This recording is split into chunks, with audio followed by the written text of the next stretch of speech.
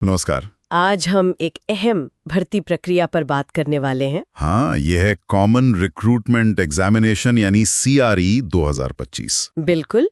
और इसे आयोजित कर रहा है एम्स नई दिल्ली। हमारे पास इसका डिटेल्ड एडवर्टाइजमेंट भी है। Notice number 2782/2025। सही। तो ये परीक्षा जो है ये देश भर के कई एम्स और दूसरे बड़े सरकारी संस्थानों में ग्रुप बी और सी के रेगुलर नॉन फैकल्टी पदों के लिए है। हाँ, मतलब एक कोशिश है कि भर्ती समय पर और थोड़ी व्यवस्थित तरीके से हो जाए। तो आज की इस चर्चा का मकसद यही है कि इसकी मुख्य बातें समझें, आवेदन कैसे करना है, डेट्स क्या हैं, एग्जाम कैसा होगा, ये सब। चलिए शुरू करते हैं।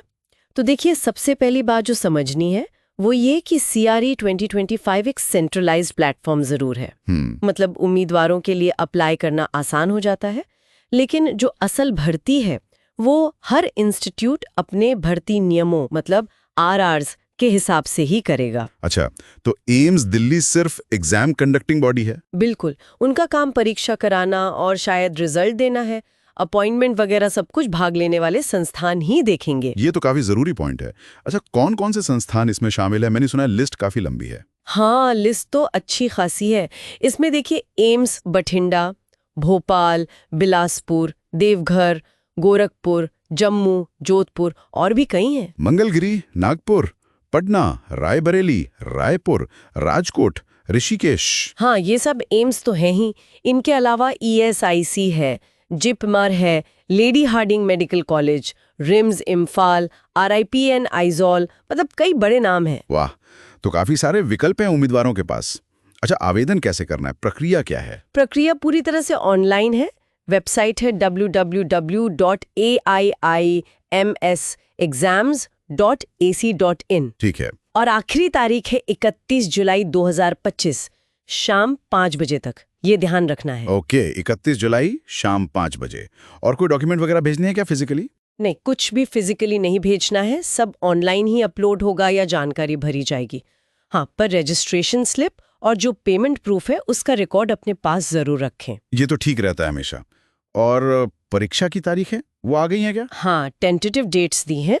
कंप्यूटर बेस्ड टेस्ट यानी CBT की संभावित तारीखें हैं 25 और 26 अगस्त 2025। अगस्त में? हाँ, ठीक है। और अगर किसी पोस्ट के लिए स्किल टेस्ट चाहिए होगा तो उसकी तारीख बाद में बताई जाएगी। एडमिट कार्ड एग्जाम से करीब 3 दिन पहले वेबसाइट पर आ जाएंगे। समझ गया। अच्छा, विज्ञापन में ये ग्रुप्स की बात कही गई है, परीक्षा को ग्रुप्स में बांटा गया है, इसका क्या मतलब है, ये थोड़ा समझाएंगे? हाँ, ये एक अहम पॉइंट है।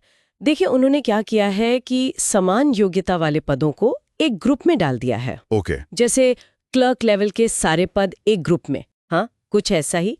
या मान लीजिए डिप्लोमा लेवल के टेक्निकल पद एक ग्रुप में।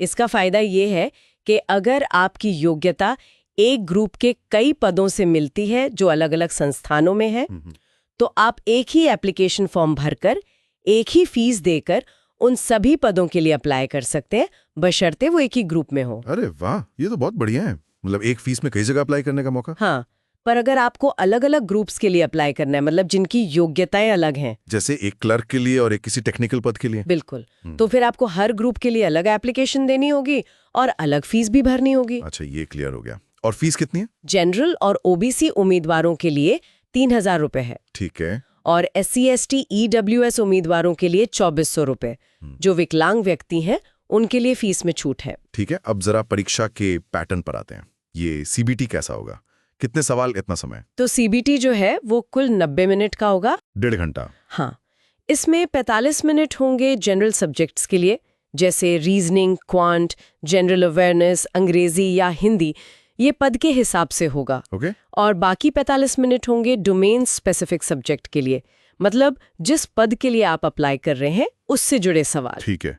मार्किंग स्कीम क्या है? हर सही जवाब के लिए 4 अंक मिलेंगे। और गलत जवाब के लिए? गलत जवाब के लिए 1 अंक काटा जाएगा। नेगेटिव मार्किंग है। ओहो, तो ध्यान से करना होगा, तुक्केबाजी महंगी पड़ सकती है। बिल्कुल। और क्वालिफाइंग मार्क्स भी तय किए गए हैं। हाँ, वो कितने हैं? जनरल और EWS के लिए 40%, OBC के लिए 35% और SC ST PWBD के लिए 30%। लेकिन ये तो सिर्फ क्वालिफाइंग है ना।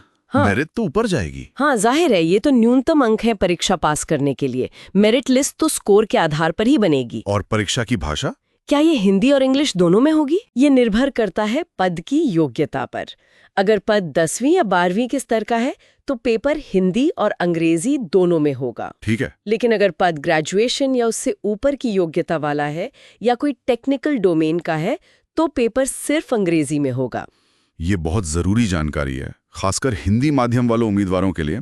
उन्हें ये चेक करना होगा कि वो जिस पद के लिए अप्लाई कर रहे हैं उसका पेपर किस भाषा में आएगा। बिल्कुल, विज्ञापन में ये साफ साफ दिया होगा। अब बात करते हैं आयु सीमा और छूट की। इसके बारे में क्या डिटेल्स हैं? देखिए, आयु सीमा हर पद और हर संस्थान के लिए अलग अलग हो सकती है। इसके लिए विज्ञापन का एनेक्शर 1 और एनेक्शर 2 देखना पड़ेगा, जहां हर पद की डिटेल दी गई है। अच्छा, तो वो डिटेल्ड लिस्ट देखनी पड़ेगी। हाँ, लेकिन जो ऊपरी आयु सीमा में छूट के सामान्य नियम है वो लागू होंगे। जैसे SC/ST को 5 साल की छूट मिलती है, OBC को 3 साल की और PWD यानी विकलांग व्यक्तियों को सामान्यतः 10 साल की छूट मिलती है। और एक्स सर्विसमैन या सरकारी कर्मचारियों के लिए? उनके लिए भी नियमों के अनुसार छूट का प्रावधान है। वो सब डिटेल्स विज्ञापन में मिल जाएंगी। ठीक है। एक और बहुत जरूरी सवाल, योग्यता कब तक पूरी होनी चाहिए? मतलब कट ऑफ डेट क्या है? ये बहुत महत्वपूर्ण है। आपकी आयु, आपकी एजुकेशनल क्वालिफिकेशन, आपका अनुभव, जो कुछ भी उस पद के लिए जरूरी है वो सब ऑनलाइन रजिस्ट्रेशन की आखिरी तारीख तक पूरा होना चाहिए। यानी 31 जुलाई 2025 तक? हाँ बिल्कुल, 31 जुलाई 2025 ही कट ऑफ डेट है। और क्या ये फॉर्म भरते समय ही चेक हो जाएगा? शायद नहीं। विज्ञापन में लिखा है कि आवेदन के समय पात्रता की जांच नहीं होगी, वो बाद में होगी जब संबंधित संस्थान डॉक्यूमेंट वेरिफिकेशन करेगा। ओह, तो मतलब अगर किसी ने गलत जानकारी दे दी या वो योग्य नहीं हुआ तो उसकी उम्मीदवारी किसी भी स्टेज पर रद्द की जा सकती है, भले ही उसने परीक्षा पास क्यों ना कर ली हो। इसलिए बहुत जरूरी है कि अप्लाई करने से पहले अपनी योग्यता ध्यान से जांच लें। सही कहा। तो इसका मतलब है कि उम्मीदवारों को न सिर्फ कॉमन विज्ञापन देखना है, बल्कि जिस संस्थान और पद के लिए वो अप्लाई कर रहे हैं उसके स्पेसिफिक नियम, RRs और योग्यताएं एनेक्शर 1 और 2 में जरूर देखनी है। बिल्कुल सही, ये उनकी अपनी जिम्मेदारी है। तो अगर हम इसे समेटें तो CRAE 2025 कई प्रतिष्ठित संस्थानों में सरकारी नौकरी पाने का एक अच्छा सुव्यवस्थित मौका दे रहा है। हाँ, प्रक्रिया को सेंट्रलाइज करके आसान बनाने की कोशिश है। लेकिन उम्मीदवारों को बहुत सावधान रहना होगा। अपनी योग्यता जांचनी होगी, हर संस्थान के नियम देखने होंगे और फॉर्म ध्यान से भरना होगा। एकदम, क्योंकि परीक्षा भले ही कॉमन हो, अंतिम चयन और नियुक्ति का अधिकार संबंधित संस्थान का ही रहेगा। ठीक है, ये तो हुई CRE 2025 की पूरी जानकारी। हाँ, मुझे लगता है मुख्य बातें कवर हो गई हैं। और अंत में एक विचार छोड़ जाते हैं सोचने के लिए। जिस तरह ये संयुक्त परीक्षा स्वास्थ्य क्षेत्र की भर्तियों को एकीकृत कर रही है, क्या आपको लगता है कि भविष्य में ऐसा ही मॉडल सरकार के दूसरे विभागों की भर्तियों में भी आ सकता है? ये एक दिलचस्प सवाल है। इससे प्रक्रिया में मानकीकरण आ सकता है, शायद पारदर्शिता भी बढ़े, लेकिन हर विभाग की जरूरतें अलग होती हैं। हाँ, चुनौतियां तो होंगी, पर इस पर विचार किया जा सकता है कि क्या ये एक बेहतर मॉडल बन सकता है या नहीं। बिल्कुल। तो आज के लिए बस इतना ही। उम्मीद है ये जानकारी हमारे सुनने वालों के काम आएगी।